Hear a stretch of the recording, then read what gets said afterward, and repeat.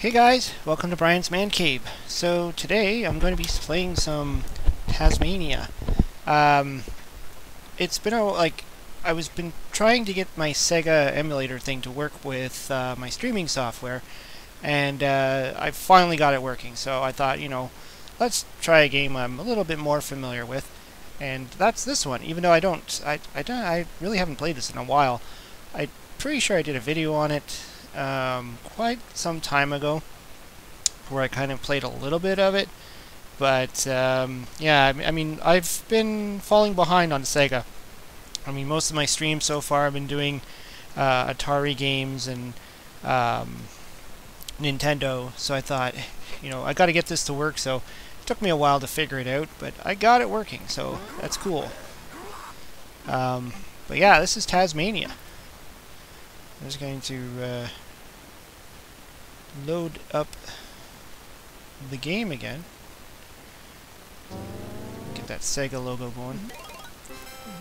I always love that, how Taz just comes in and eats the S. It's always hilarious. Just gonna make sure everything's up and running before I start playing something.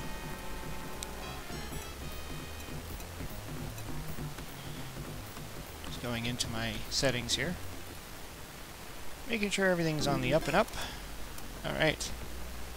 Yeah, so this is TAZ-MANIA. I mean, this game, I remember, was one of the games that I wanted, the reason why I wanted a Sega Genesis. Back in the day, I was like, still playing a lot of Nintendo and, some of the old stuff. Hey, Atari Creep. What's going on, man? Playing some Taz. But yeah, I mean, it was just one of those games where I just was so fascinated by it. I didn't have a Super Nintendo, I had a Nintendo. But I saw this game out in the shelves, and I'm like, I have to have this game. And so I decided, I gotta get myself a Sega Genesis. So this was one of those games that just kind of got me into it. Of course, they have to give it a little storyline here. Feed a family of... Yeah, I remember when the TAZ-MANIA cartoon came out, and there was all these like funny Taz characters, and I think it was called TAZ-MANIA or something like that. It was like a Tasmanian Devil cartoon. Not as good as the original, obviously. I love the original Taz from Looney Tunes. Always one of my favorite characters.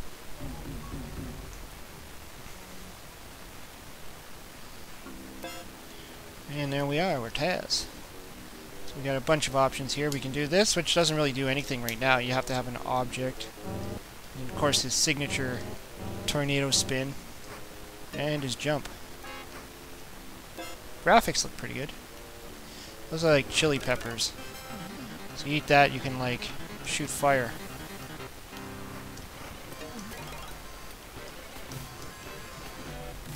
Certain things you can kill.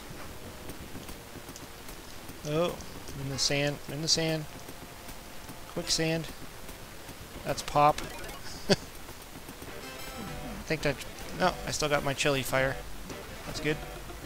Oh, I just got squished into the freaking spiky ceiling. That wasn't good. Eat these chili peppers again.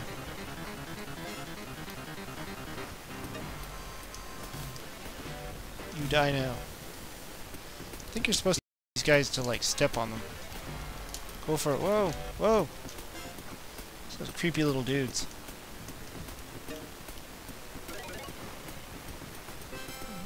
That just gives you power, I believe. Just gonna wander around here. I remember buying the Taz game on the Atari. I mean, it was okay. I played it a lot. It was one of the ones that I ended up losing in my collection of games that I lost.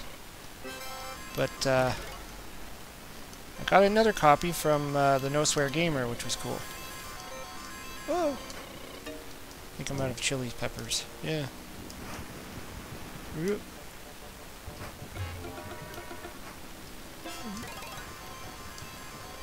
Go away. Just ate them. I believe I could just spin by and run him over. Whoa! Yeah, you have to be careful with the spin.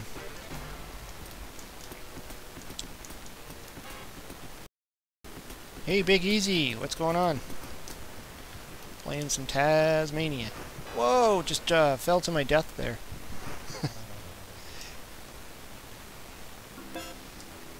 Yeah, it is fun. I played this a lot. Like when I first got my Sega, like this was, I think it was like a Christmas present. You know, when I was younger, it was like, I want a Sega Genesis. And this was one of the games that I wanted with it. So I had, for the longest time, I had this game and, whoa, Sonic the Hedgehog. Just love the animations in this. Of course, I'm not using a proper controller for this. I'm using my PC controller. So playing it's a little bit awkward.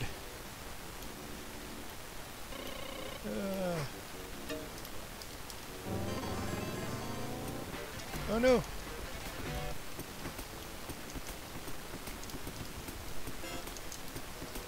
I don't know if you can spin. No, you can't. I don't think you can spin across the quicksand.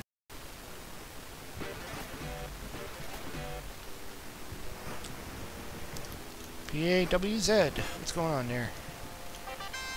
Alright. Oh, jeez. I knew there was something about that. 3 continues remaining. At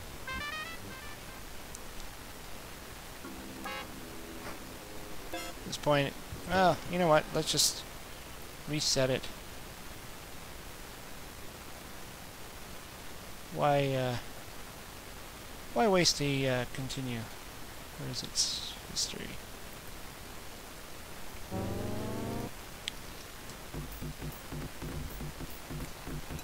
Never had this game. I'll be hunting it down now. Yeah, I remember picking it up. I had to rebuy it. I lost all my Sega stuff a long time ago.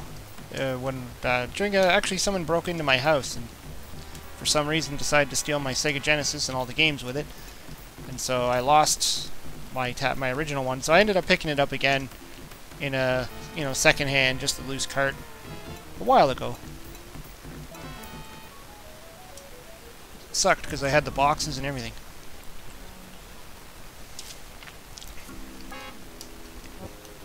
You have to be careful you don't run through the chili peppers, or else you'll kill it. You'll kill the chili peppers. Knock them off the screen. I think there's a second game to this series as well. Also got that Roadrunner Coyote game. That's sort of like this. Did a first time playing video on that. Oops. Killed the soda. Or the root beer, or whatever the heck it is. Just run through everything.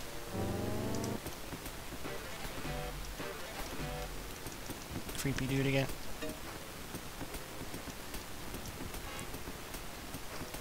As I was saying, oh, I did that again. Glad I was able to get my Sega emulator to work, because I got so many great games to play on it. Before I couldn't get it to work. Ah, did it again.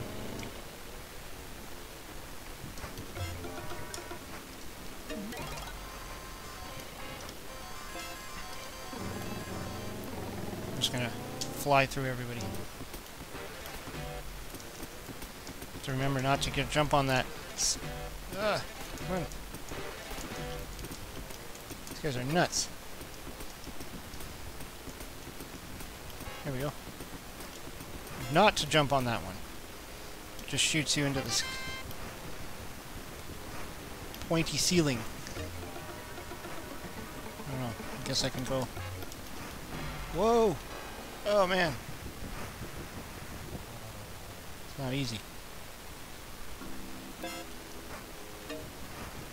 Probably just not used to this game anymore. Whoa. That was hilarious. Ah. What emulator am I using? I'm using the,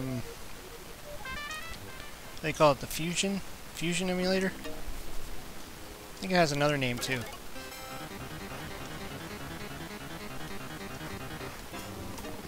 Right, the problem I was having was it wasn't connecting with OBS Studio, which is what I use to do my streaming.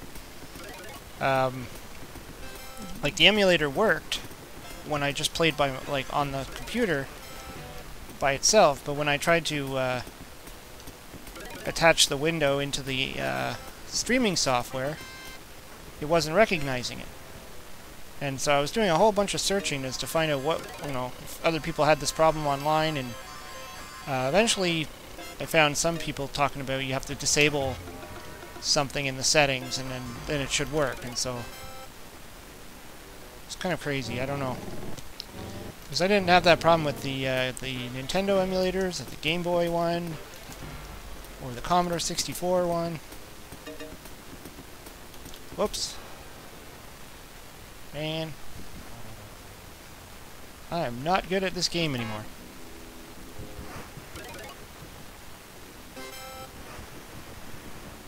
Just taking some getting used to.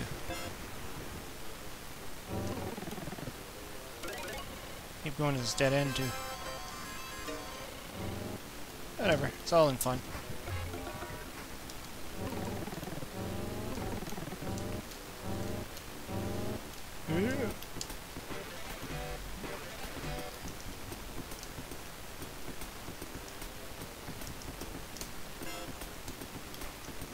Just keep going. I don't know, I guess these are like your save points for when you die, but not when you continue, so. I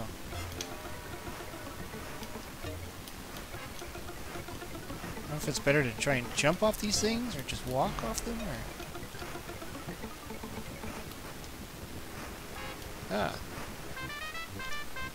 That's cool. Where's it taking me?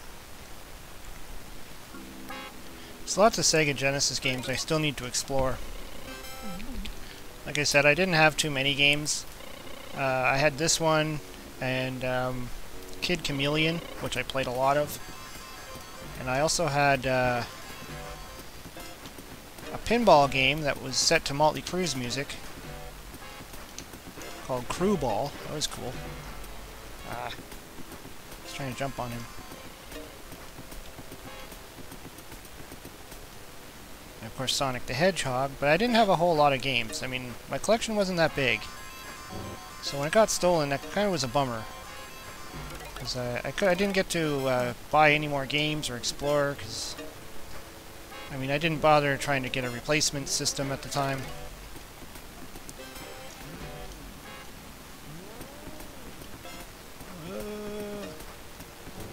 I have to, like, spin or something?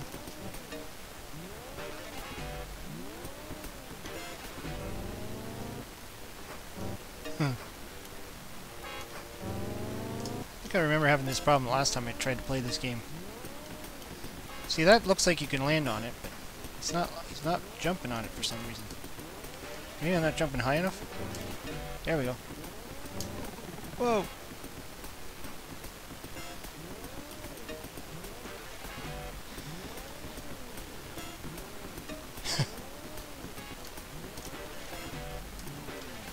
It's very springy.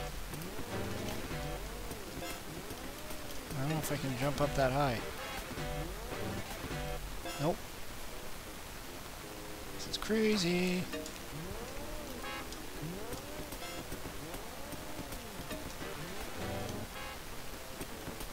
Maybe I have to jump up there. Oh. Why am I not getting up there?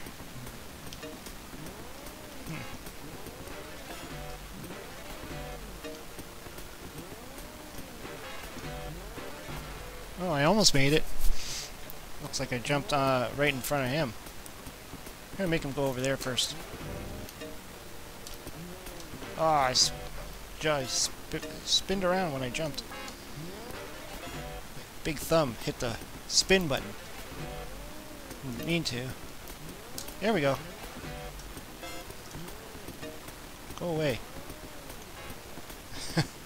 I was like stuck there for a minute.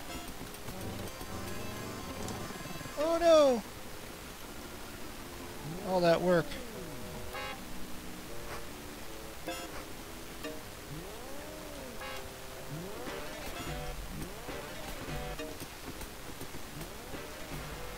Uh-oh.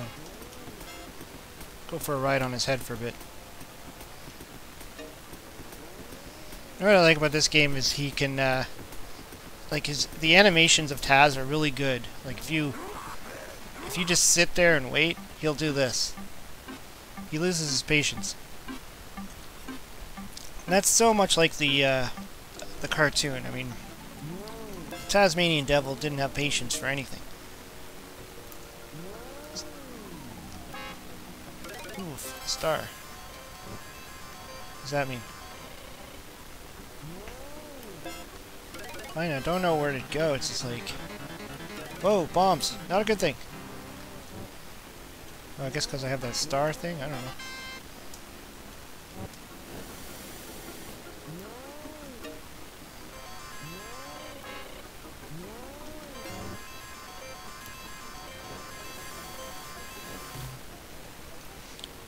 I think I have to keep going up.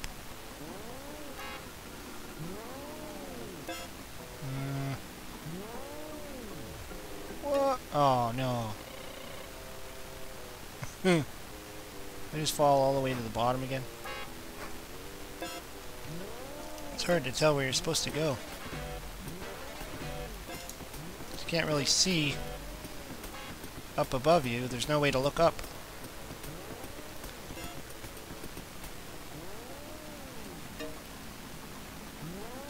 Just kind of jump and hope you land on something.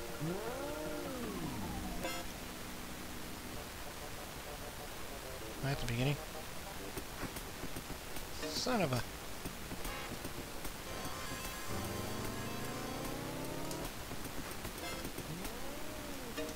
Just keep going and going. It's a good thing they didn't put a timer on this game. So you just kind of jump. You're like, you don't know where you're going until you get there.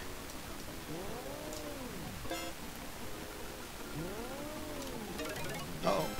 Ah! Just ate a bomb and blew myself up. Where am I? Oh. Guess I'm right here. It's good, I thought I was going to be right back at the beginning. Okay. How do I get out of here? Oh. Shoot. Okay, I gotta jump further.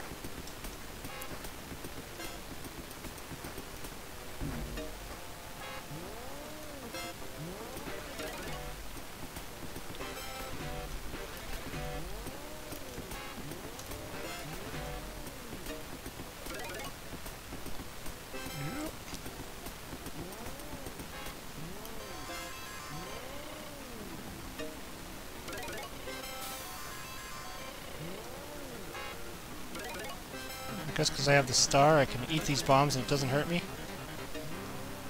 That's cool. Okay, so gotta get up there. I don't think this goes anywhere. I gotta jump far. There we are. Now where do I go?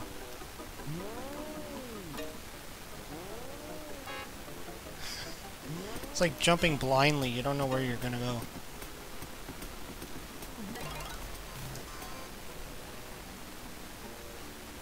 Ooh. Is that a free man? Yeah. Whoa! You die now.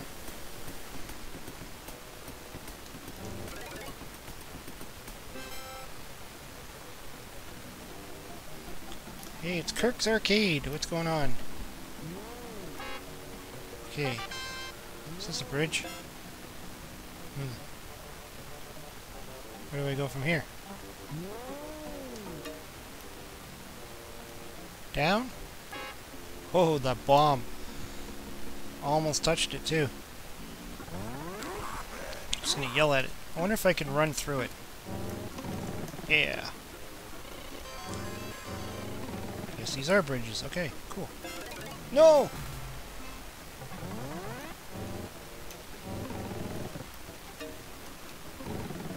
Wow, that one was hidden. No, jeez. Just killed myself. Gotta be careful here.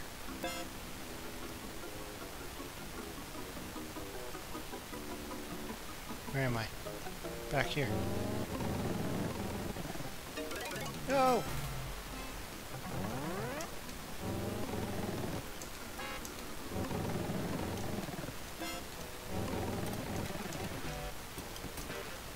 Oops. It's kind of an... What? Jeez. Hey, Billy O! What's going on? Eating things.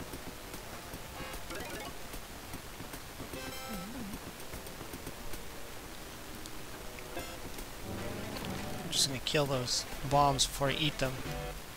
I need this pop. Dang it. He was right there guarding it.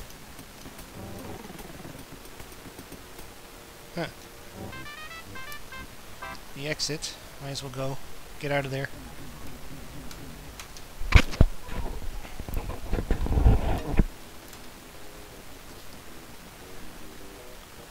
Gotta fly up to Toronto and then Montreal next week.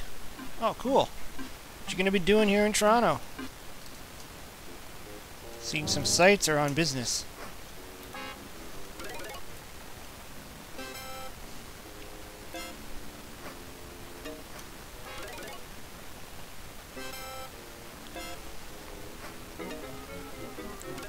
Uh-oh. Do I have to fight that thing? What is that?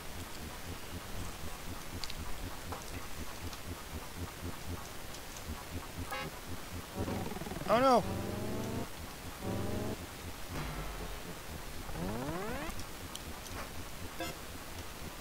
Ow. What do I have to do? Star was right there too. Just getting killed. Rogers Cable is my client. Oh! We use Rogers for our services, for TV and internet and all that stuff.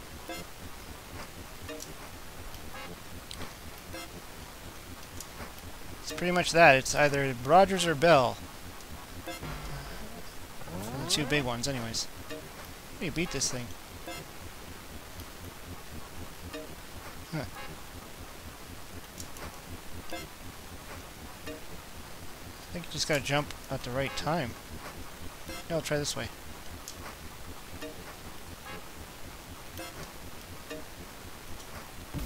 There we go.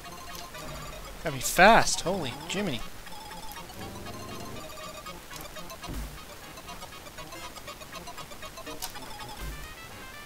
Whew. Kojiko and Videotron too. Oh yeah. I don't know, I just kind of stuck with Rogers.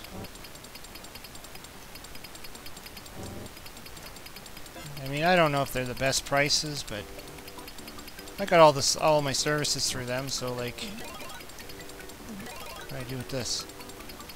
I got internet, phones, or cell phones, and cable. Pretty much everything. Gotta get some of my own gaming going on, but thought I'd show up to support. Hey, no problem, Kirk. Kirk's Arcade. What do I do with this? Do I throw it? Eat it? Chuck it? Keep going on with this. Yeah, you too. Take care. Can I go out?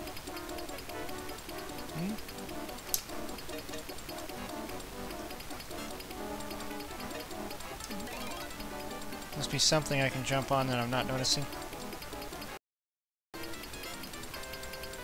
Oh, I think there was a ledge over there.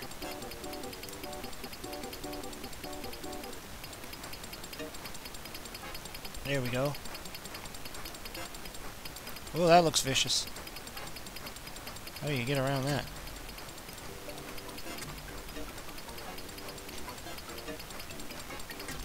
I can't go up that way because there's those... That's the thing, there's so much graphics going on, you don't know what you can touch and what you can't touch. Everything is just like... so graphically done that things look like ledges, but you can't actually step on them. Oh, I just hit a bomb. These things are everywhere.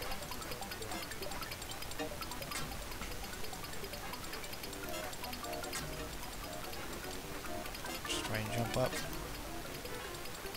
Go all the way up. Oh, I'm on top now. Ooh, turkey. Chicken, or whatever that was. How do I get down? Uh-oh. Okay, I came up here. I'm stuck now.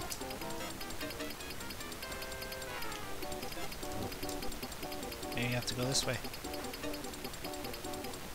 Well, luckily Taz can jump as far as he wants. Nothing will happen to him.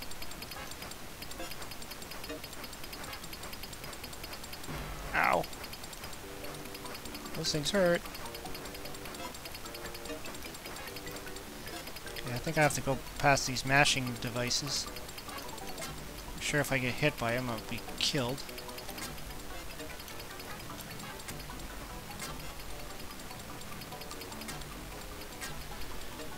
Don't forget to hit the like button, everybody. Hey, thanks there. Like or dislike, whatever. I know I get the odd dislikes now, although I think most of them are coming from the same troll. So, I just got squished.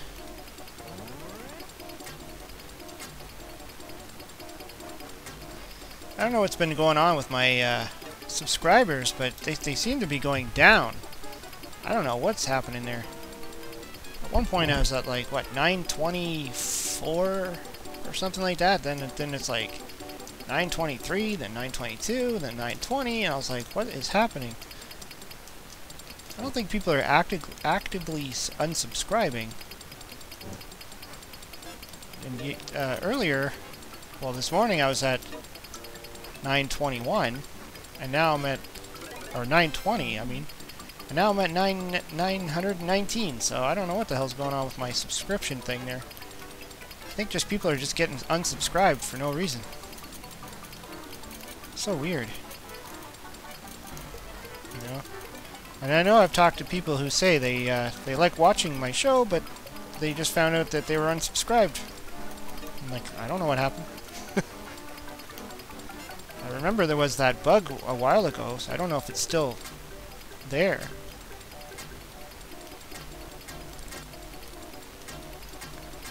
Guess it's just gonna be one of those days where I have to put out an email or a tweet again saying, you know, check to see if you're still subscribed, because something seems to be going on.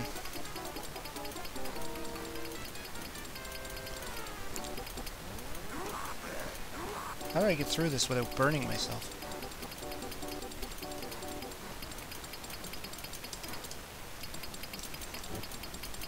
This game rocks. Yeah!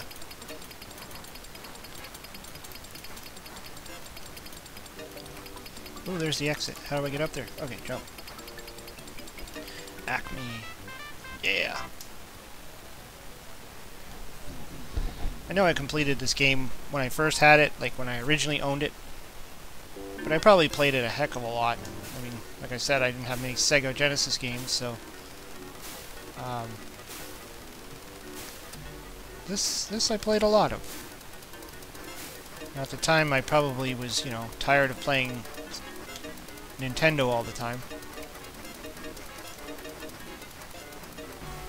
Ah, what's that?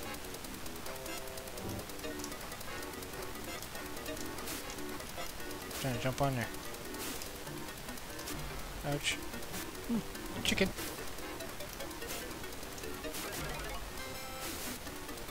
At least they give you lots of health. Oh, oh, jeez. See, we're in a factory of some sort, making some kind of weird tanks.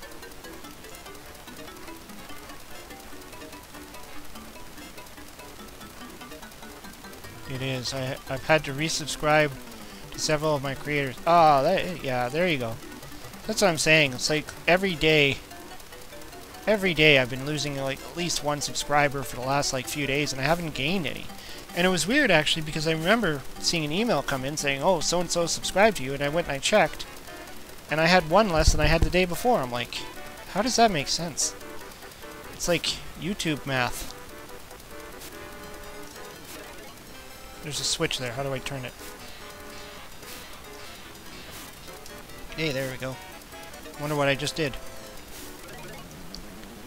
Ah, bomb.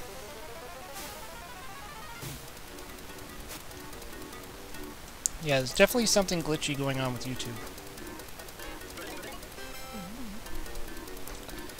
Like, I mean, it's usually not a big deal because people will either find out that they're unsubscribed, or more people will subscribe anyways. And I mean, it's just a big game. But when you're like a small channel and you're trying to like build your subscription base up, and you know every little one counts at this point. I'm sure the bigger YouTubers, it doesn't really matter. Once they're in the thousands of subscribers, they really don't care when one goes missing. It's like, oh well. But when you're small, trying to get that, even if you want to monetize your channel, you have to at least hit the 1K. You're never going to get there if YouTube just keeps unsubscribing your people for no reason.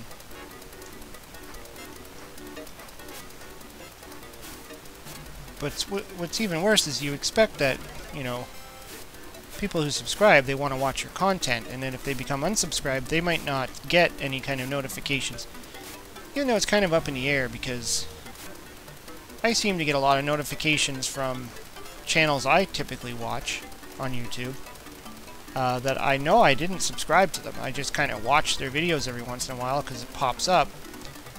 And even though I'm not subscribed to them, I still get their latest one pops up in the feed. So I really don't think it matters in the long run as far as subscriptions.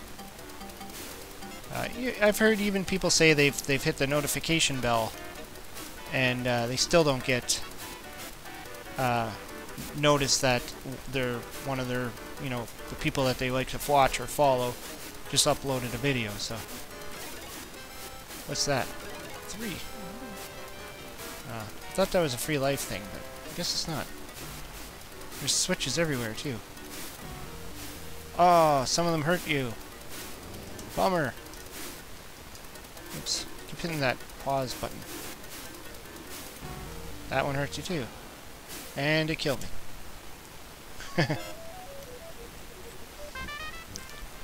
So I guess this means I'm going to start right at the beginning of the factory?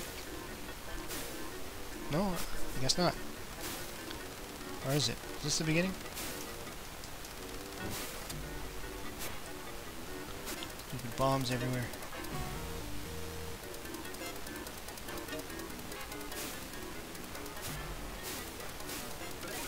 Give me my turkey dinner. Guess I don't know when you're supposed to go, because it just seems to always fry me every time I go in there.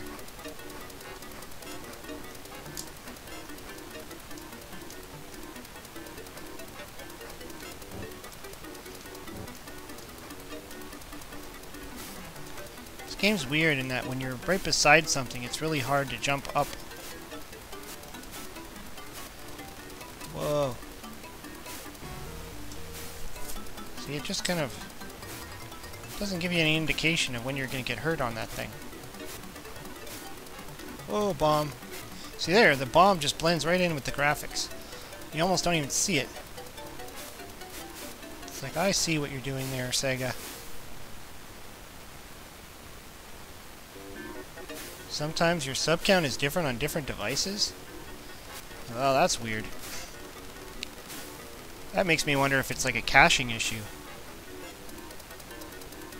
It's like the device remembers it at a certain sub count. Just like browsers. Oh, it looks like it turned the conveyor belt off. Okay.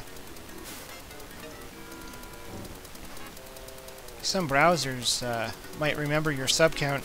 I've even noticed that before with YouTube.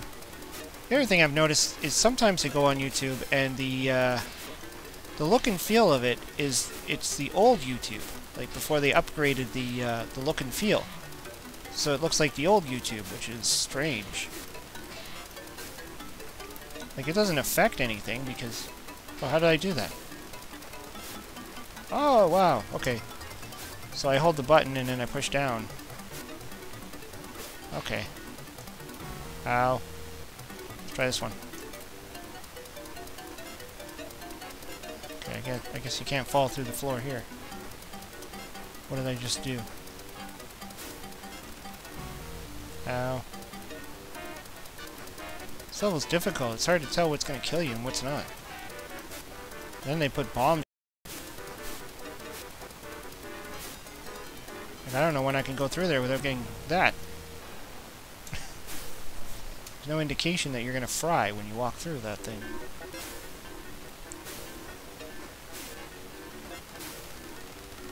Nice. Let's just see if I can get out of here. This level's like crazy. Grab the chicken. Turkey. Chicken. Turkey. Tofurkey. Maybe the switches might turn that thing off or something. Maybe that's what you have to do. You have to know what the switches are. First I thought that was a switch on the tank there, but it's not. It is not at all. Whoa! I'll just... See, like... Okay, that thing just came down.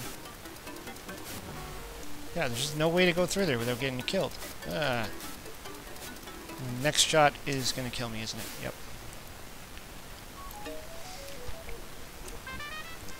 I hate limited continues.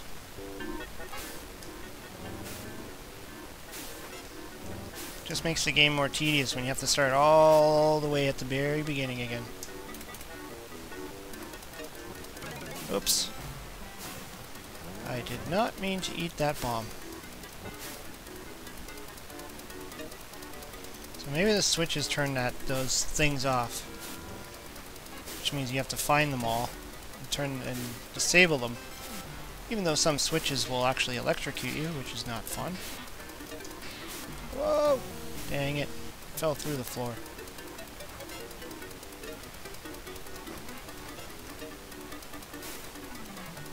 Need more turkey. So it just seems like they make you go through this whole obstacle course just to turn the switches off, just so you can get through those conveyor belt areas without frying yourself. Whoa! Whoa! I'll hide over here. Ooh, turkey.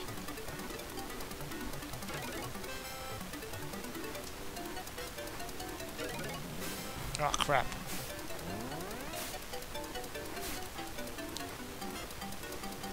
Oops. Dang it!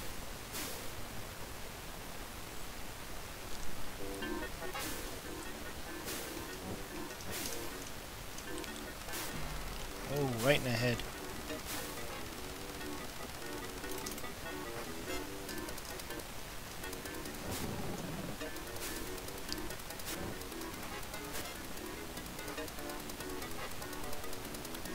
Okay, let's get through this without dying.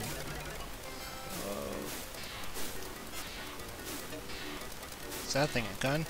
Okay. I'm gonna try and jump over there. There we are. Which one was it again? Dope.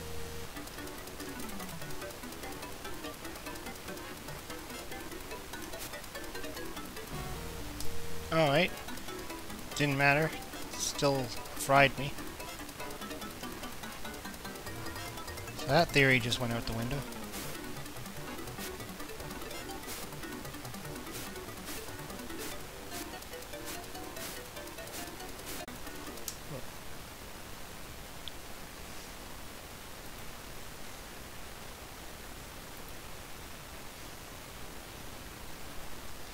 Sorry, just checking. I think I might have got disconnected there. That really sucks. Hopefully I'm reconnected. Just saw this little notification come up going, disconnected. Just gonna wait a minute, make sure we connect.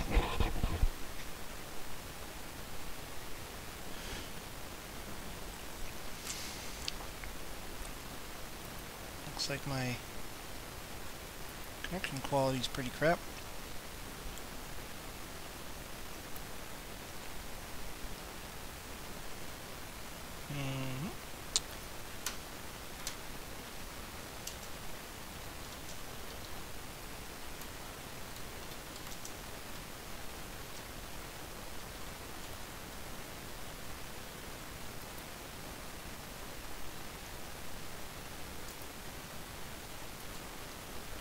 Oh no, my keyboard's giving that stupid E accent thing again. Yeah, turn that off. Oh.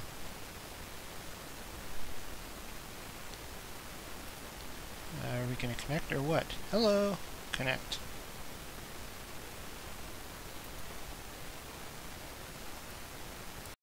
It's just really slow.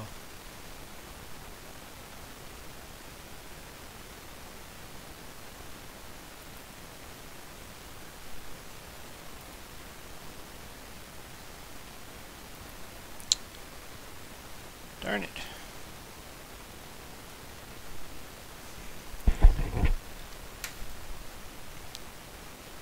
I think we're back on slowly here.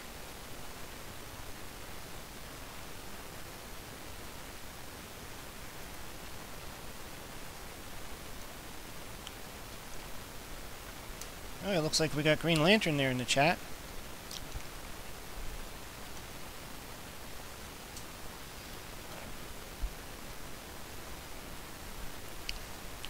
TAZ-MANIA for the SNES. Sega!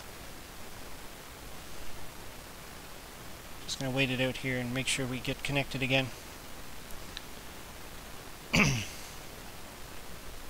don't know what the heck just went on there.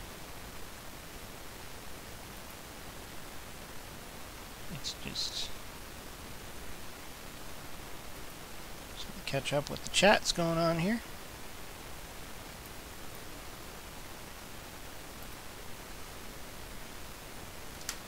Well, let's just keep playing.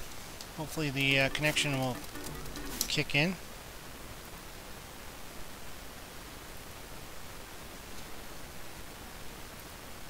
I don't know.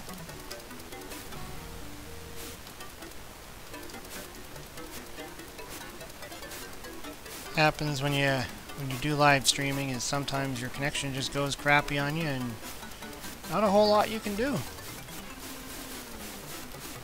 Just wait it out, I guess. Turkey. I don't know what these things do. I thought it gave you free men or something, but I don't think so, because I'm still at 1, so. Okay, I just did something. Ow. Oh, no wonder why I didn't recognize it. 2 continues remaining.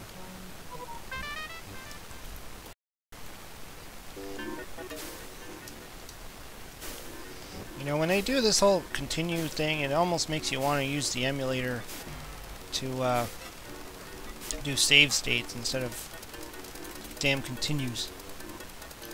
Whoa. No, no.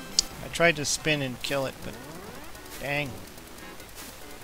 Dang it, dang it, dang it.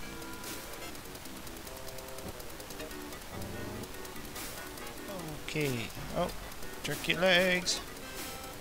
Keeps buffering, but I think it's my end. I've been having trouble all week with my internet. I don't think it's your end, man.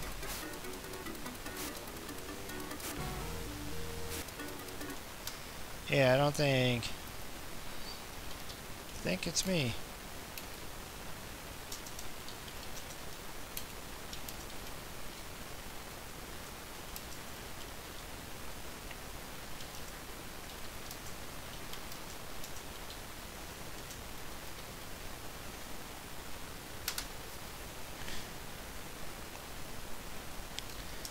let's unpause the game.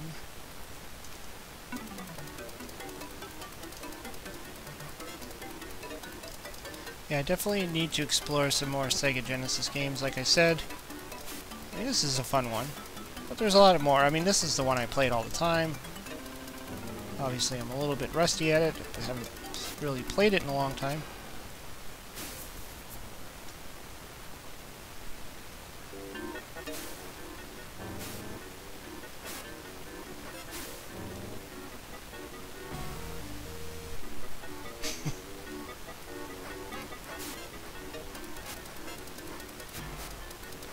Okay, let's do this. Let's do this. Eat. See, I can go all the way up there, but you just flick switches, but it doesn't seem to do much. I don't know. And going through this is annoying because I haven't figured out when you're safe to go through it. Maybe you have to be behind one of those machines. Just gonna stand here and let him get impatient.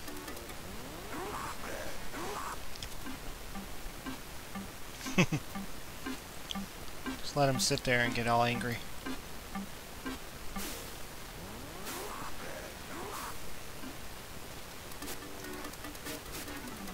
Go, go, go. No, doesn't seem to matter. Like every time I go through there, I just get fried.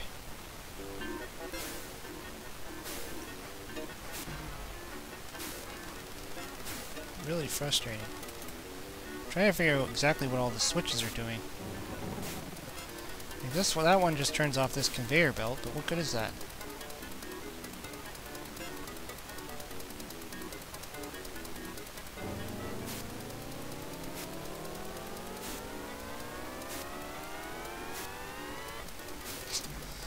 See if I can spin so long I'll explode.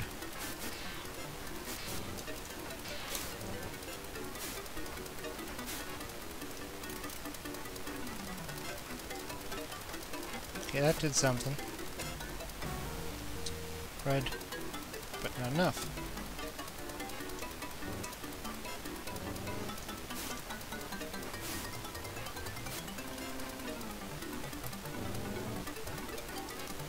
Where am I going?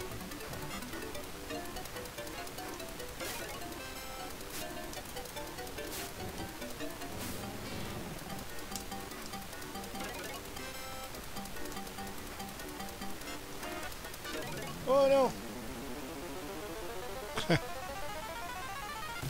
I almost ate that. That would have been bad. Oh, here's something. That was a free man. Yeah, that was good. No!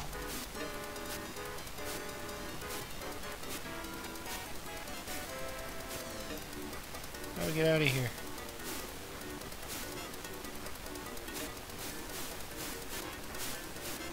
Okay, there's a switch over there, which I think you can press. Ouch.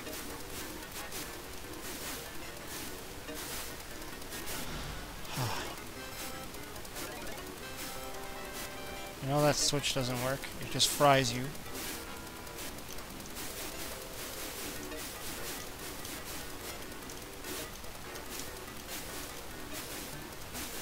How do I get up there?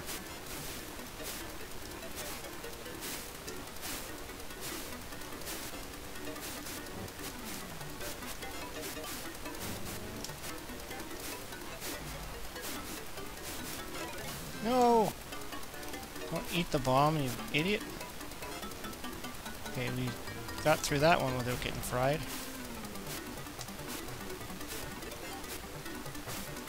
How do I get in?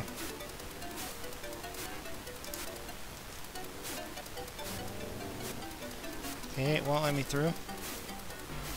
And I just got squished. And killed.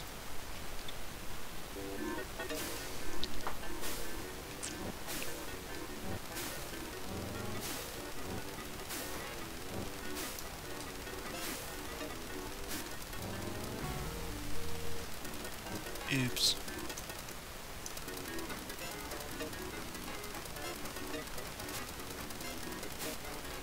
This level is annoying.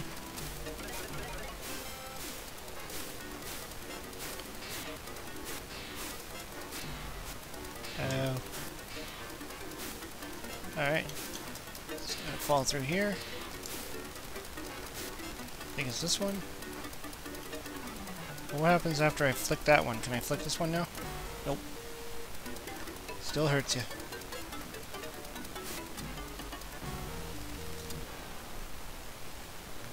Eating bombs is never a good thing. No, it's not. You eat bombs, you get acid and indigestion. You need some Pepto-Bismol. Alright, there we go.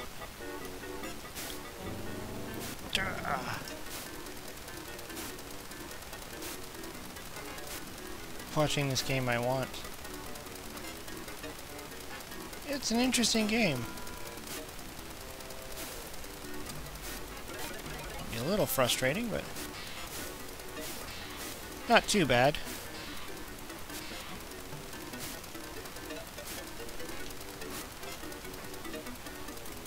Just don't remember how to get the heck out of this level. I haven't quite figured out how to get through that without dying.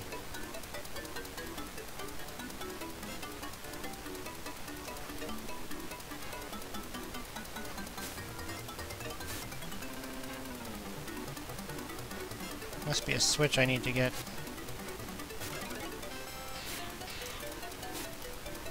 Okay, let's stop that thing from moving. Whoa!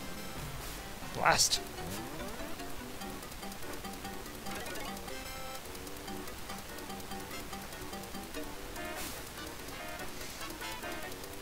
Yeah, so now that I got the my Sega, I'm able to actually do my Sega emulator, so I can actually do some Sega stuff now. I need to decide on what other games to play. You know, so many great Sega games to explore. I also have Sega Genesis or Sega Master System games, and I think even Sega Game Gear. Got a bunch of those too that I can stream. So, of course, I've never played a Game Gear in my life, so I wouldn't know any of the games.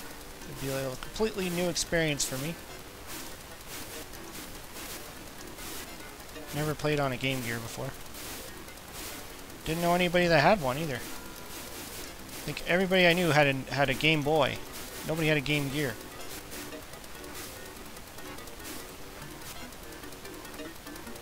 Alright, so I was able to get through that. Ah. Turkey. Okay, there's a bomb up there. Oh. I have to go up there, don't I? Okay, so I'm gonna spin. There we go. Holy crap. That was a lot. Oh no, we're in the ice world. We all know about this from Super Mario Brothers. Slip and slide. Ah! Whoa. That was crazy.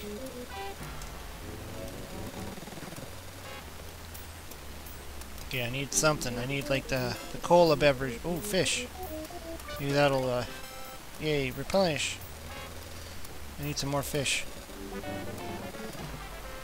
Dude, I just killed a penguin. Maybe I should be eating the penguin. More fish.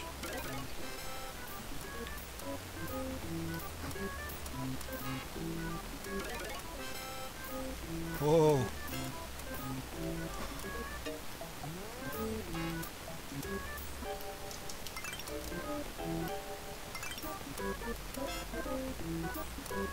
Some of these sink, some of them don't.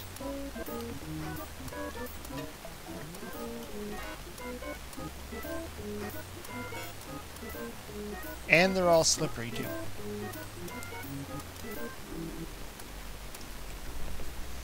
Okay, obviously I went to the end there and there was nothing there, so I'm gonna have to jump. See how far I can jump. Gotta wait till it gets right to the end. And it killed me.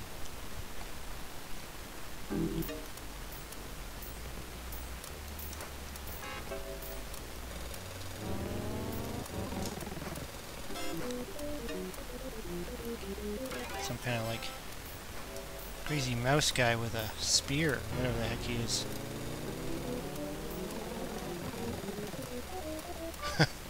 Cool. Doing the moonwalk.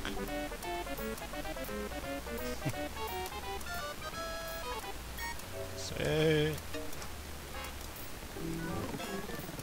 I wonder if you can eat the penguins. Some of the enemies you can eat. No, I guess not.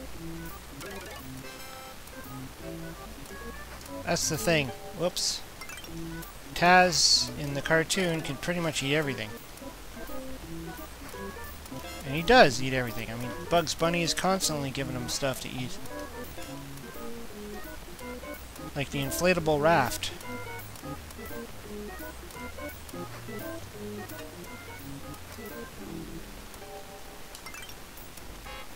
What else does he eat? He eats the table, he eats the trees.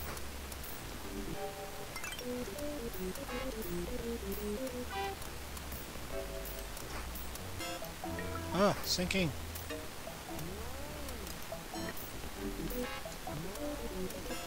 Nothing like having to do this kind of obstacle course when you're in ice. Ice levels are never good. Where's the level where you can make snow angels snowmen? Yeah, that'd be good. Whoops. Almost died there. Oh, there was fish down there. The heck? Could have fallen down and got some fish before I completed the level. Oh well. Whoa, where am I?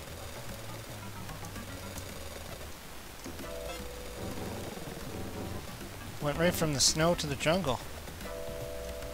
Oh, this is gonna get confusing. Oh, I just killed myself.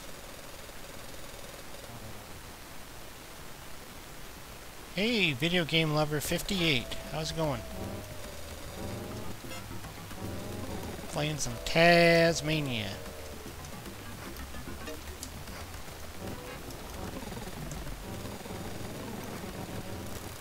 Oh, jeez. Okay, gotta be careful here. Spinning is not a good thing. Am I dead? How do you get around these things without spinning?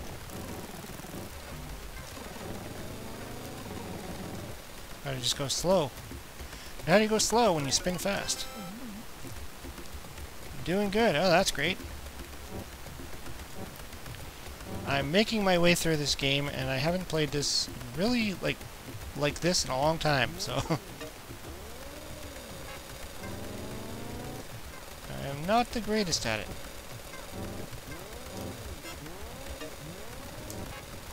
Mind you, every time I play some Sega games, it's going to be I'm not the greatest at it because, like I've mentioned earlier, I didn't have, well, I had a Sega Genesis, but then it got stolen, and then I haven't had one since. Well, I have one now, actually, but picked it up in a Goodwill or a thrift shop somewhere. But don't have a lot of games for it yet.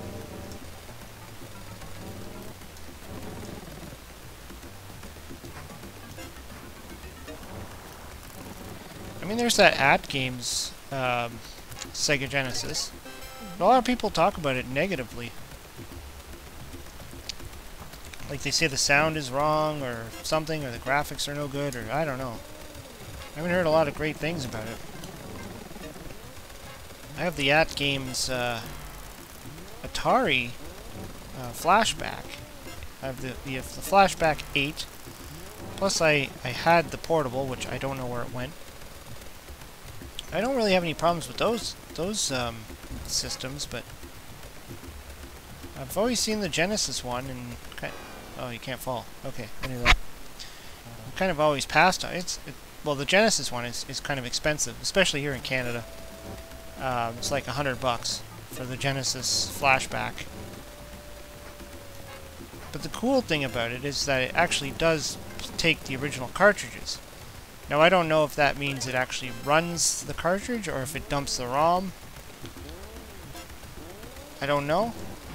But it also has like 90 built-in games, so the chances of you not having a cartridge that's not in that 90 games or whatever, how many games it comes with, I think are pretty slim, because it seems to have a huge library of games already built in to make the cartridge slot kind of unnecessary.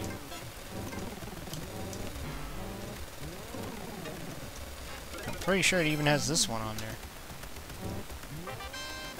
Hey, one of those little statue things. Haven't seen one of those since the first level.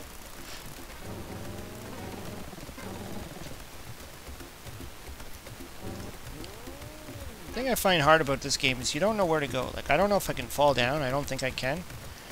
I think I can jump across, but I don't know what I'm going to be landing on because I can't see ahead. So you kind of just jump and hope you don't fall. It's not like in some of the modern games where you can actually look up and see what's up ahead, or look down, or you can't do that in this one. Hey, alright, we got the games are in the house. Ooh, chili peppers. Haven't had these in a while. Can blow people up now. Czars. Now it's a party. Thanks for dropping in, Czar. Oh! These things are annoying. These little mouse critters, or rats, or whatever the heck they are. Okay, there's a turkey down there. I'm just gonna spin until I kill something.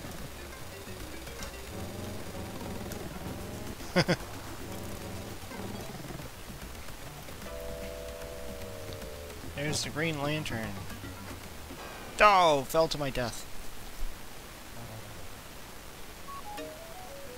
Oh no, 1 continue remaining, 0 remaining. And if I die, start all the way at the beginning again? Bummer. Ah! You stupid.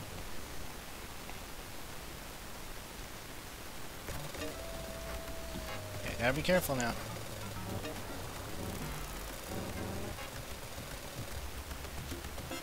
Look for the turkeys.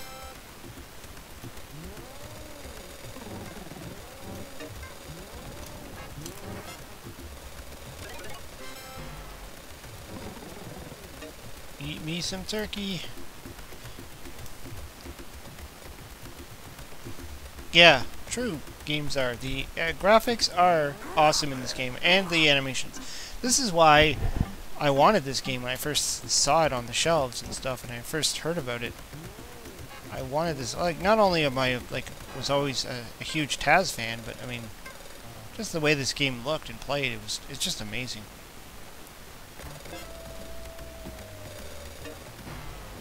Something tells me I'm going to die.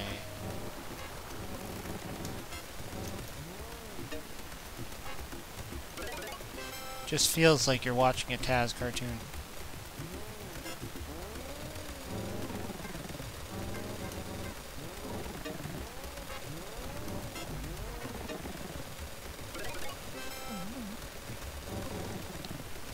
Guess it's appropriate I'm eating turkeys. I mean, the Thanksgiving was just, I guess, what, a couple of days ago for Americans, so.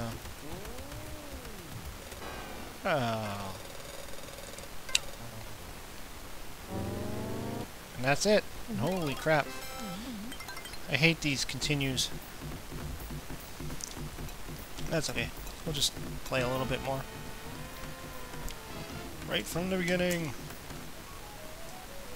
I don't think they really do this too often in modern games anymore, like giving you the limited continues. Kind of like, you know, Super Mario Bros. 2 did.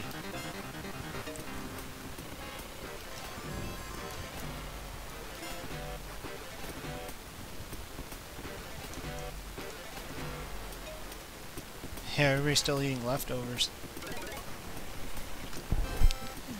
Yeah, we had our Thanksgiving here in Canada last month, so we didn't really join in on those festivities, so no turkey for us.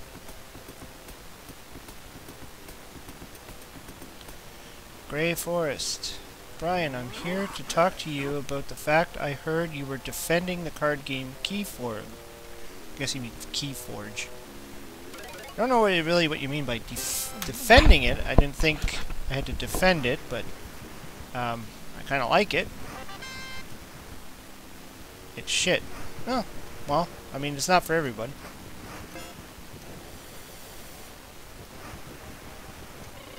I know a lot of CCG players, TCG players are not going to like it because there's no deck construction in there.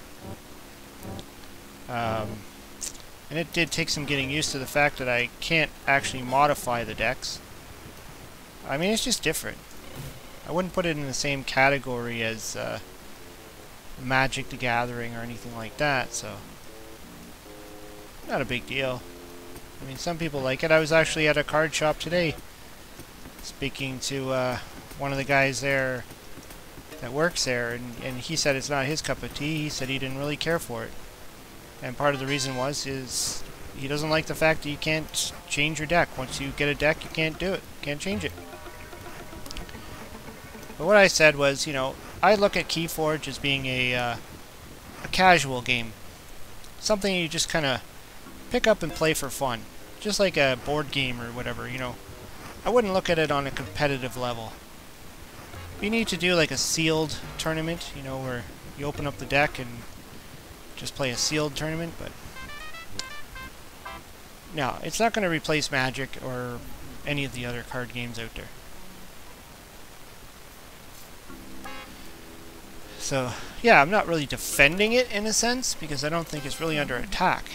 I think it's just some people like it, some people hate it.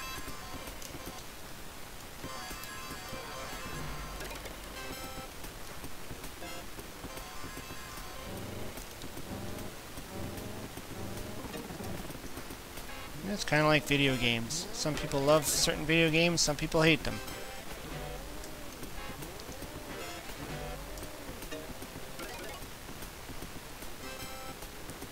I think the thing with Keyforge, the thing that I kind of like about it is that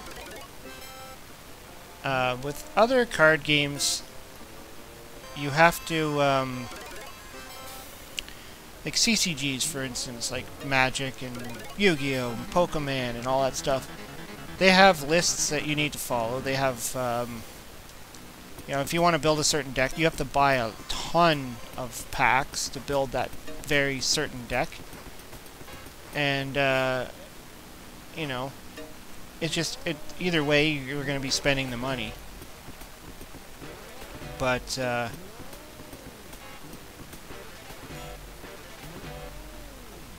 is that Keyforge's loot box scam? Yeah, I've heard that before. But either way, I mean, if you want to play a certain type of deck, like I played Magic, I played Yu-Gi-Oh! I played a lot of card games, and it's like, you know, if you want to play that certain deck, you gotta obtain all the cards, you gotta buy lots of booster boxes and packs and stuff, and you know, you can do the, oh, hey, Big Easy, gotta go, no problem, take care. Glad you can drop in. Catch you later. Always a pleasure talking to you on Twitter too. The thing with the collectible card games, yeah, you got to spend a lot of money just to casually even play it properly. Like, I remember when I played Magic, and then it's like I wanted to build a certain deck, and it required 4 of this rare and 4 of that rare and 4 of these uncommons, and you know, so it was, you know, quite a bit on the wallet. You couldn't just go into a store if there was a Magic tournament going on and you didn't have your deck. You couldn't just buy something right off the shelf, like, I'll just buy a deck and use that to play it. It would just be garbage. It would not work. The same with Yu-Gi-Oh!, Pokemon, anything like that. You couldn't do that. So I kind of like the idea that you can just kind of buy a deck of Keyforge and just play it. And if you don't like it, you don't like the, you know, you don't like the deck, whatever. You can, you know, go for the crapshoot. The problem is with Keyforge is if you try and play it competitively.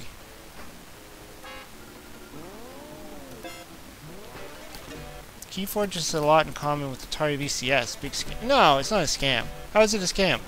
The products are already on the shelf. I mean, you buy it. There's a full game, you play it. You gotta think more of it as like more of a board game than a CCG or anything like that. That's really what it is. It's just a game. You buy it, you play it. It's not a scam. How is it a scam? A scam would be if it didn't even exist and people are already like putting money into it. That could be maybe with the VCS. We don't know. I mean, it's crowdfunded. People are putting their money into the VCS before they even see the product and know exactly what it does.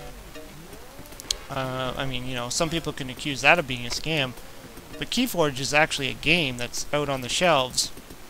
You can walk into your local games store and buy a pack and actually play it. It's not a scam.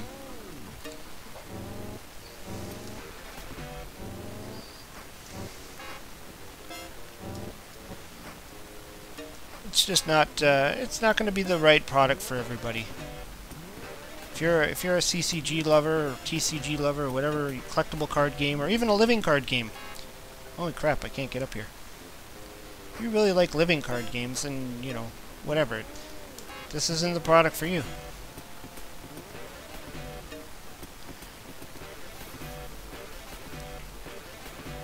If Keyforge actually exists, it's beyond the VCS. Yes, it actually does exist. I actually have a box right here. A physical box. You know, I have decks. You know, and they're not expensive. I mean, they're the average cost if you were to buy a pre-constructed deck of any other card game. In America, I hear they're about $10. In Canada, they're about 15 because, you know, Canada's Canada and everything costs a lot of money.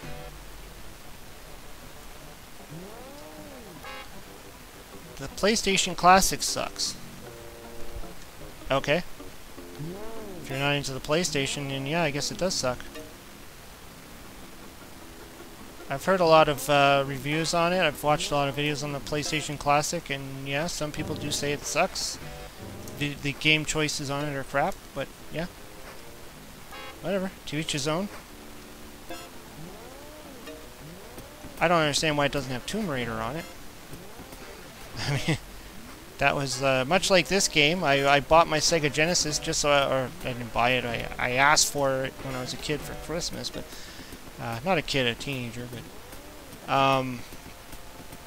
yeah, I wanted a Sega Genesis just to play this game. Same with the PlayStation. I wanted a PlayStation just so I could play Tomb Raider.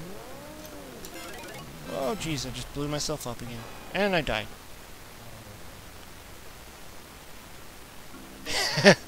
Green Lantern's like, yeah, we get it. You don't like nothing. That's okay. I know there's a lot of people out there like that. They just want to hate.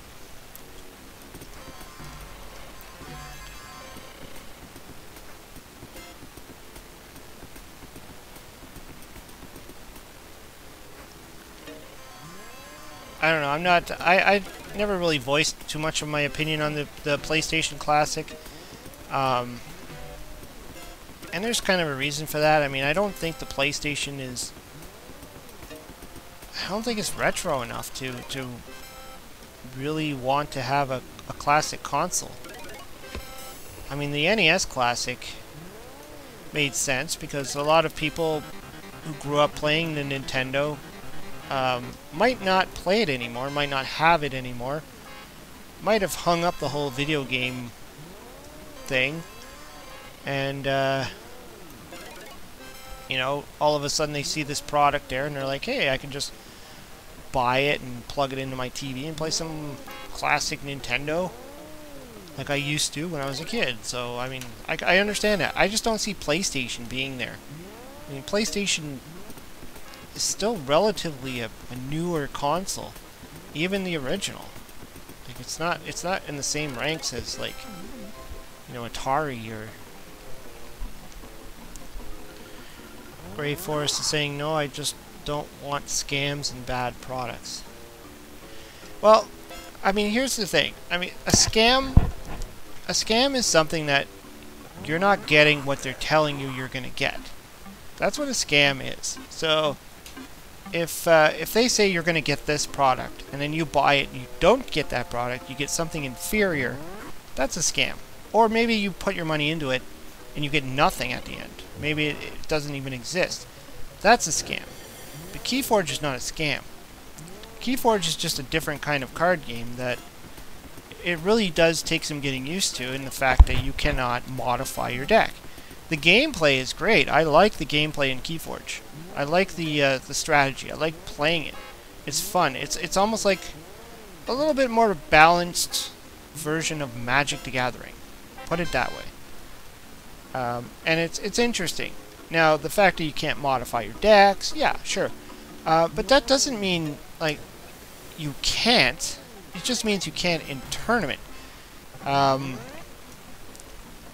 Nothing is going to stop you and your friends from buying a bunch of Keyforge decks and then building a deck out of that. I mean, yeah, they don't really recommend it or anything. It kind of goes against what they're trying to do, but I mean, you can still do it technically. You can still put the cards together, build your own decks, and play for fun, right? And that's the way I look at Keyforge. It's something fun. It's like, I could buy a couple of decks and just have fun with them. I don't need to, break the bank. I don't need to spend, hundreds of dollars on booster packs and trying to get those certain cards that will make my deck work. Or, I mean, I've played collectible card games for a very long time. PlayStation 3 came out 3 years after the Super Nintendo. Yeah, that's true. Do you like the Ben 10 artwork? How about the Mars House? Great name for a clan. Yeah, the names are kind of goofy. Again, I don't think that this game was intended to be, taken seriously. It's got a very light-hearted approach. Even Richard Garfield, the creator, talked about that, and like, this game was never intended to be like a replacement for Magic or anything like that. It's a fun game. It's just a game. Like, when you buy or play any kind of board games or card games, it's for fun. Sure, there's going to be competitive people out there that need to play the competitive games only, and only will play the competitive games, and that's cool too. I mean, I did my fair share of competitions. I played, I guess I shouldn't be drinking these right now. I played Yu-Gi-Oh! In tournaments. I've played Magic in tournaments. So yeah, I understand that. It's not like I don't get it. It's just, to me, Keyforge is cool because I just don't have the time or the money to invest into collectible card games anymore. My Magic collection is pretty huge. I mean, I got at least $10,000 worth of cards. Magic cards that I can no longer use because they're either all too old, too weak, whatever, and I haven't had like the really expensive cards for a while. I had a Black Lotus, and I had a Mox, and I had like three Moxes, and I had a whole bunch of, I had a ton of dual lands, and I ended up selling them all off because I just don't have the time or the efforts to just put into it anymore.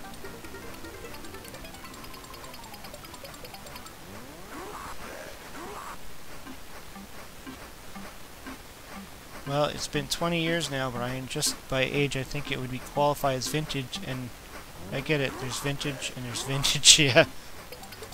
Yeah, that's true.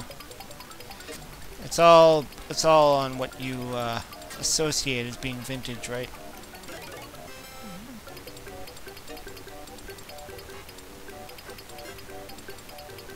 I don't know. I wasn't too crazy. When I heard that PlayStation was doing a classic, I wasn't too crazy about it. And the other thing is, I think the thing about the PlayStation is they're kind of just jumping on the whole classic console bandwagon. Brian, are you a fan of Mike Hatcher? Yeah, I know who Mike Hatcher is. And Carly. Carlsberg Review. I actually did a live chat with his wife, Carlsberg. I know them very well. They actually don't live too far away from where I live, too. They're probably about 40 minutes away from my house. Both of them. Well, they live together, obviously. But yeah, Mike Hatcher's a cool guy. I know him. Talk to him every once in a while on his chats and stuff, his live chats. And I don't have any problems with him. I think he's cool. I know he's supporting Keyforge now. He kind of dropped out of Magic. For his own reasons. He had his own reasons why he decided to quit Magic. I quit Magic because, well, two reasons really. I couldn't afford it anymore, and I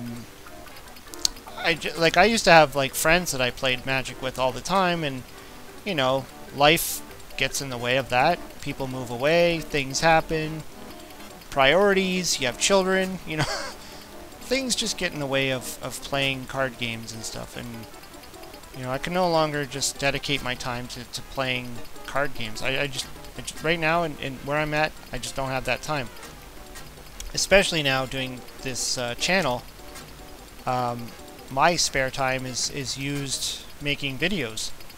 And it's a lot of work to actually make these videos, which I didn't realize you know, when I started, how much work is actually involved in doing this. And so, yeah, I just don't have the time to, you know, keep up with the band and the restricted lists and the set rotations. And you know, I used to be a huge Yu-Gi-Oh player. I played Yu-Gi-Oh a lot. Every Sunday I was going to my locals and playing Yu-Gi-Oh decks all the time. I still have my collection, but I had to stop. I just don't have the time. I don't have the money.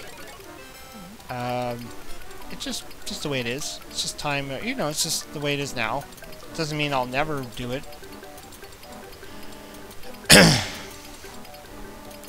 It's funny, all my D&D friends moved to Magic, and now we've all moved back to D&D. Well, you know, the story goes that Magic was actually invented as something to play while waiting in between D&D games. That's what I've read anyways. There is a subreddit calling him a creep and a predator. It's got a lot of posts, and he's losing subs every day now. Huh. It's interesting. I'd never heard of that, but you know, people can freely go on YouTube and Reddit and all that other stuff and say whatever they want. I don't know. I don't know them personally. I mean, I don't know Mike Hatcher personally. I've never met him in person. I only know him through his YouTube channel. I actually started watching him because I got to actually know Carly first, his wife, Carly, through Twitter. And her YouTube channel where she was doing gaming and stuff, and then I did a live chat with her, and that's how I got to know who Mike Hatcher was. And at the time he was calling himself MGT Purple, and he was doing a lot of Magic, and I was like long out of Magic at that time. I was like, you know, Magic is, I mean, I don't have anything against it. It's not like I don't like Magic, but I mean, it was nice watching his videos and seeing him talk about Magic again, and I was just like, you know, bringing back the memories, playing Magic and stuff. But yeah, so I kind of knew him through Carly, and I did some video, did the live chat with her, and you know, I still talk to her on Twitter and stuff. I mean, she's a great person, and you know, I started watching his videos because of that, and then he's the one who actually introduced me to Keyforge. I never heard of it before I saw his video.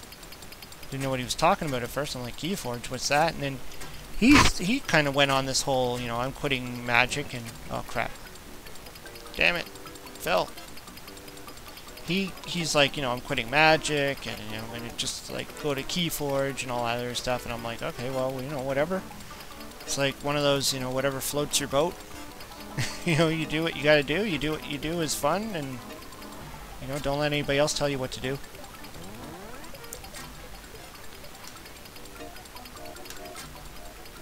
Rex Warden. I quit Magic back in like 1995 or so when Wizards of the Coast kept changing the rules of Magic to wreck my combos, and I was too poor to buy decks constantly to stay competitive. Now Wizards of the Coast is fully SJW, so whatever. Yeah. That's kind of true, yeah. I mean, that's the nature of trading card games. And I don't think it matters what trading card games you get into. If a meta breaks out, if there's like a, you know,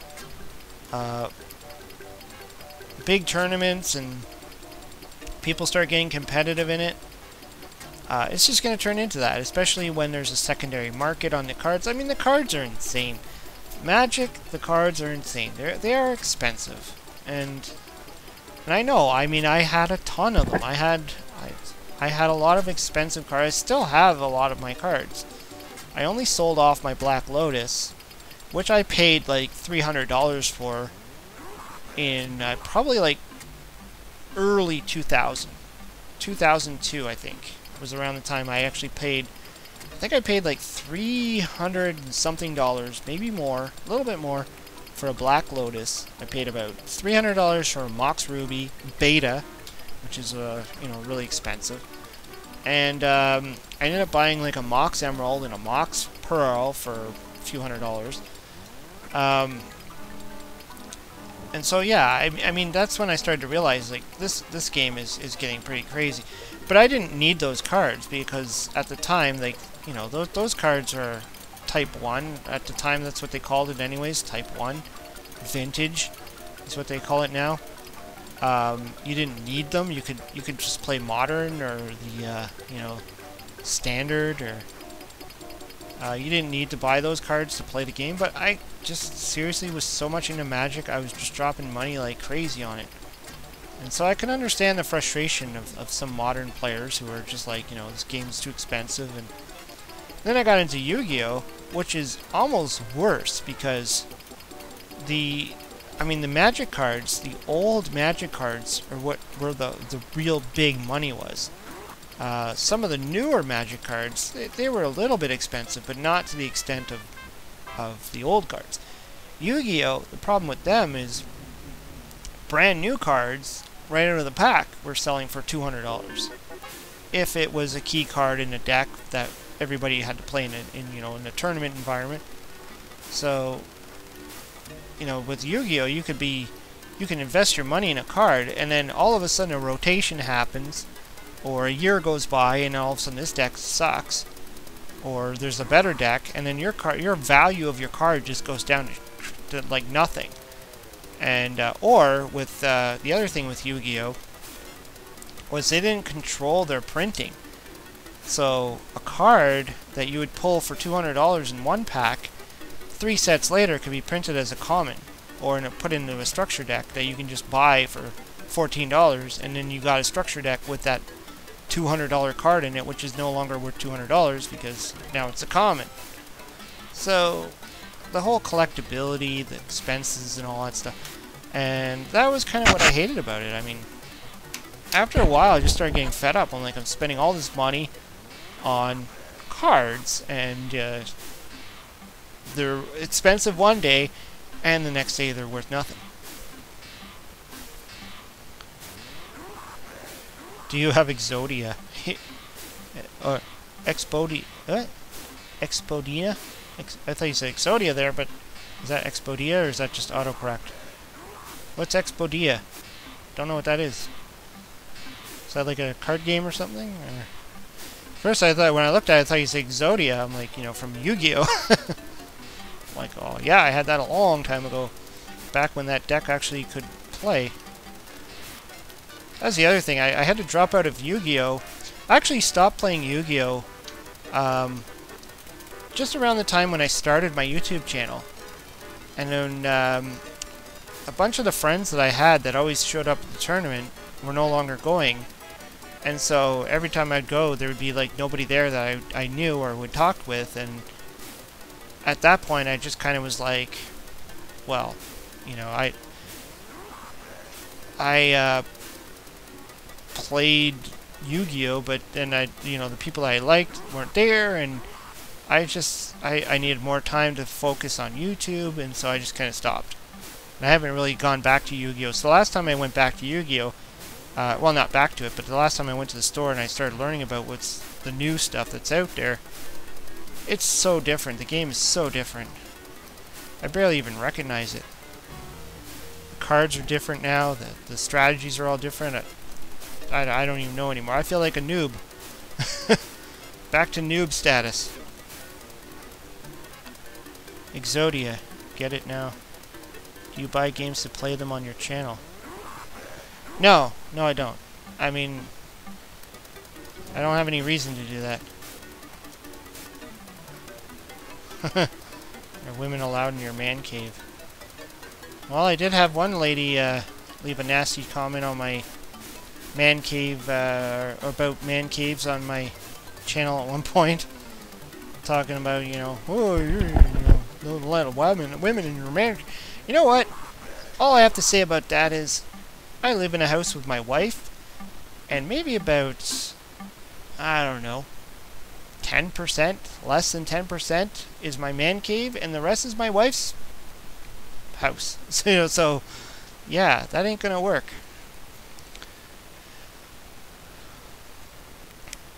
What's up, dude? Hey, Slayer 768. What's going on, man? Now, are you called Slayer because of the band Slayer? Because if you are, that's cool. Love me some Slayer.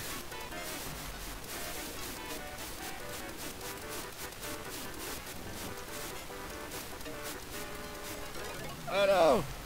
Ate the bomb. Got blowed up.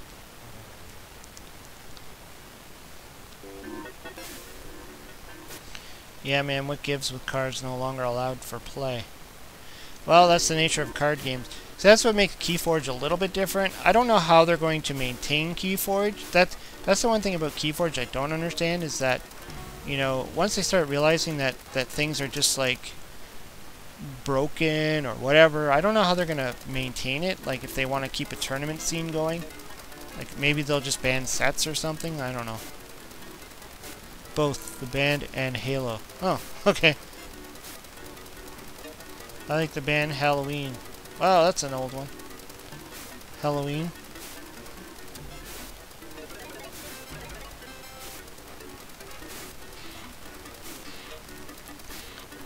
I don't know. The thing with card games is, like, you know what, with me anyways, and this is funny why I like Keyforge. It's weird because the thing that always like got me into card games, and when I first learned about Magic back in college, a friend of mine had a deck of them and I didn't know what the heck it was. I never even heard of a trading card game at that point. The thing that fascinated me about Magic was the creativity of it, to just be able to create decks. And that's probably what I spent the majority of my time doing. I'm a creative person and I like to create. And so what I would do is I would spend the majority of my time building decks because I thought that was fun. Even with Yu-Gi-Oh! I was always a competitive player, but I built my own decks. I didn't just go online, look at the best deck, and just copy it. I was a you know, one of those people that just like to build my own decks, and they were always unique. I'd go in there and people would not know what the heck I was playing, and oftentimes I'd take people off guard and throw people off guard, and they'd be like, "What are you playing?" And I did the same with Magic. So Keyforge kind of takes that away.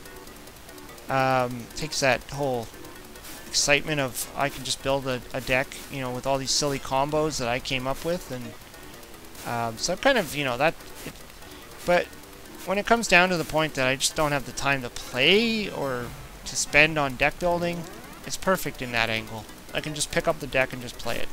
I don't need to build. I don't need to worry about, you know, this card needs to go, or I need these cards. You know, it's just something easy for someone in my position, anyways.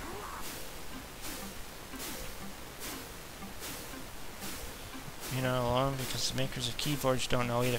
Well, that's the other thing. Keyforge is made by Fantasy Flight Games, and I'm not familiar with the company. I'm not into all the different kinds of board games out there, but I've heard that they are not the greatest when it comes to, you know, their products. So whether that's true or not, I don't know.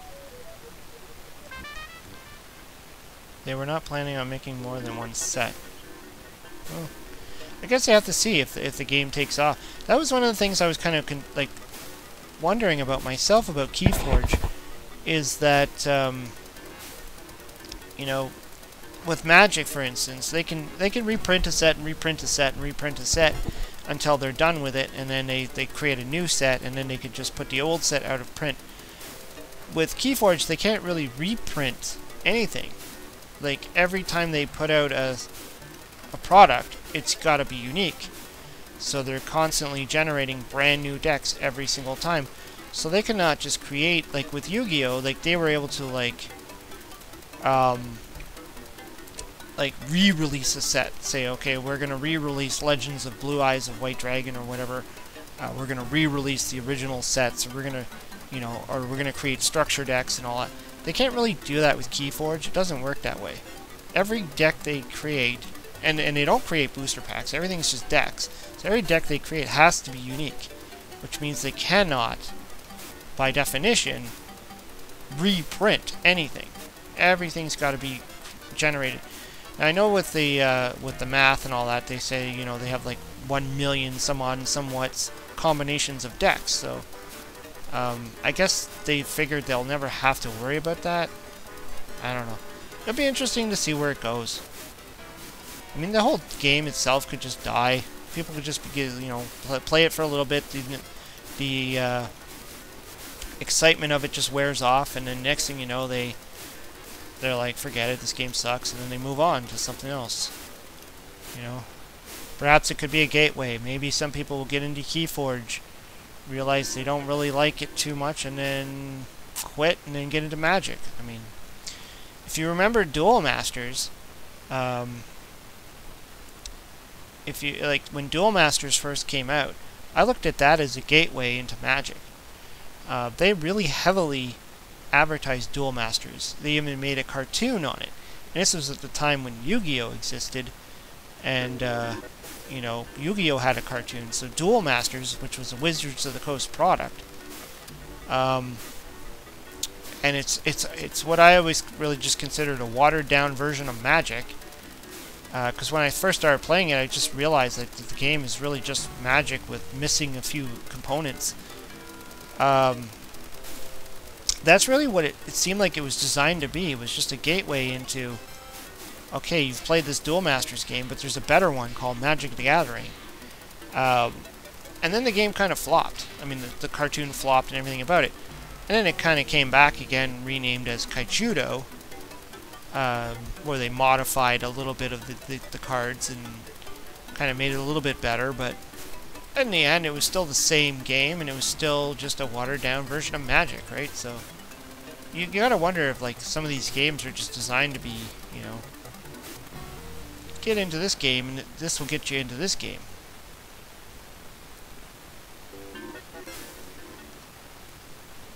You can't make sets in Keyforge. No, you can't. Like I said, you buy the deck and you can't modify it. Now, that being said, nothing is going to stop people from creating constructed rules. Once you say get 4 or 5, maybe even 10 decks of Keyforge, nothing's going to stop a group of people from creating a, you know, let's just build a constructed deck out of this. Here's the rules. You can't have more than 3 cards. You can't do this. These certain cards are banned. I mean, you use opaque card sleeves anyways. As far as tournament rules are concerned, you have to use opaque card sleeves. So you can mix and match the cards, build a deck, nobody's going to know. Well, I mean, outside of the fact that they can read the deck name on the inside of the card, but the cards won't be marked. So when you shuffle them up, they're not different backs because it's opaque. So yeah, a community can form where people are actually constructing their own Keyforge decks. Whether it will be tournament legal and all that stuff, I highly doubt it. But for fun, people can still do it. But you know, I think with the tournaments, yes, they're going to stick strictly to you just play whatever the heck you pull, and that's it. That's your deck. If you don't like the deck, you buy a new deck. You know, it's that's where it's almost like, you know, the lottery thing. You know, the loot crate. You know, the whole idea that you just pull what you can. You don't like the deck, you don't like the deck. I mean, there's this whole thing about the 4 Horsemen deck that you probably see a bunch of videos on, and they're skyrocketing in price. People are paying like $2,000 for this, you know, 4 Horsemen deck. Things like that. I think that's kind of stupid. We don't even know that much about this game to even know that it's even A, going to be profitable enough to invest money into it, and B, you don't know if that deck is going to be that rare. I mean, there could be like 10 other, or 200 other decks out there that are very similar to the one you just paid $2,000 for? You don't know. It's too new. The games just came out, like literally. It's brand new. We don't know where the cost is going to be.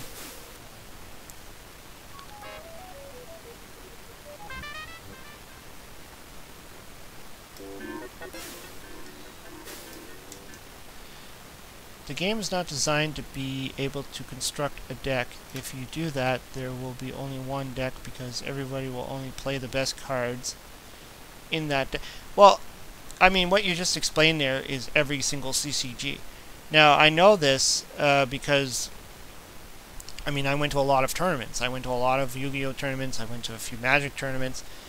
If you want to be the best, you got to play the best decks. And what people will do is they'll go online, they'll see who the top decks are in the the Shonen Jump tournaments and all that stuff, who the regionals, the nationals, and you look at their deck lists and you say, okay, this deck is winning. So then you build that deck, whether it's like you pull them all in a pack. And the thing with Yu-Gi-Oh! Was a lot of times the big decks of the days would require a whole bunch of secret rares, which usually would be really expensive. Like you buy a box, you probably won't even pull that card. So they'd be like, a few $100s just to buy that one card. You'd need 3 of them in the deck, things like that. And then you kind of like carbon copy the tournament deck. So I think that happens regardless. Any CCG, even living card games, where the cards are themselves, you just buy them in a box and all the cards are in there. People will figure out the best combination and say, this is the combination you use, and you will win every single time.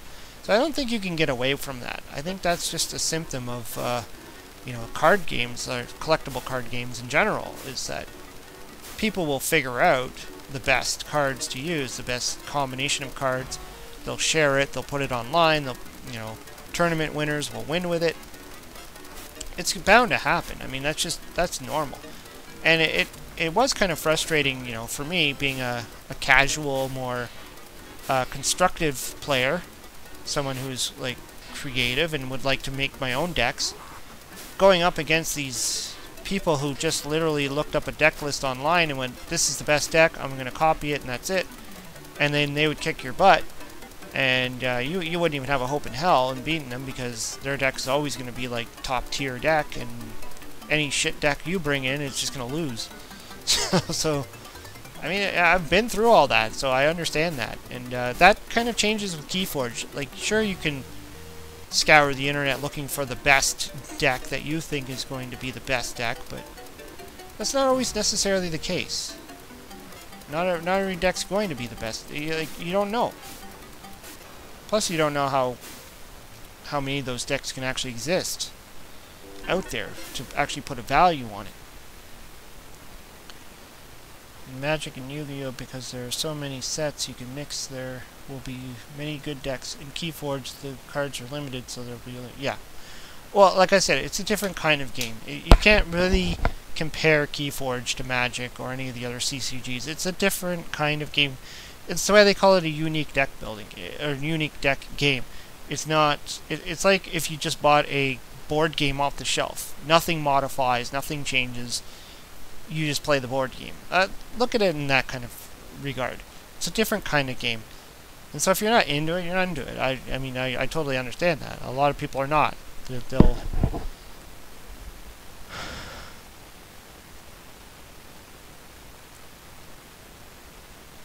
Just want to mention that I have no feet. I lost them to diabetes, so I'm in a wheelchair. No one at a gaming store wants to play me. I don't know how that has to do with anything about playing games. I mean, if anybody has any kind of disability, what's that got to do with it? Playing games is playing games.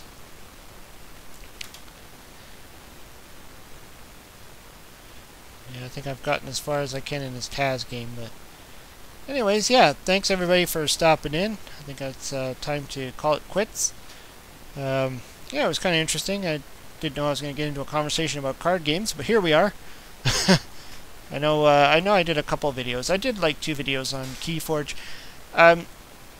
I'm not like going to be a big huge advocate for Keyforge. I threw it out there as it's a card game. It's pretty cool. I like it.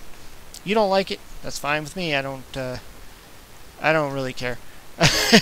There's lots of other card games out there. There's Yu-Gi-Oh, Magic, Pokemon. I played Pokemon. Frankly I got bored of the game. But there's a lot out there, and there's probably going to be a lot more coming out. And it's just always going to happen. Cards are going to come out. Card games are going to come out. People are going to love them. They're going to hate them. And it's the same with video games. Video games come out. There's a lot of people in the community that love them. A lot of people in the community that hate them. I'm a retro gamer, so I'm not really too much into the into the new stuff. I play a lot of the old stuff. Throw away your Keyforge. No, I don't think I'll be doing that. I paid some money on there. I'm going to throw them away. But yeah, I mean, if you don't like it, you don't like it. Anyways, thanks for stopping by, everybody, for coming into the chat. Been a pleasure, as always, having you here. And hopefully I'll be able to stream again in a couple of days. I'd like to do some more Sega stuff. Like I said, I started doing mostly Nintendo and Atari games, and a few Commodore 64 games. So yeah, it'd be fun to do some more Sega stuff, and I don't know if I'll do Sonic the Hedgehog, or if I'm going to go into Golden Axe, or I was even thinking like Master of Darkness on the Sega Master System, because it's very similar to Castlevania. So I might consider that one. I love Fallout 76. Don't know anything about that one, I'm sorry. But yeah, thanks for coming in. Hope everybody has a good night, good evening, wherever you are in this part of the world. And yeah, thanks for dropping in.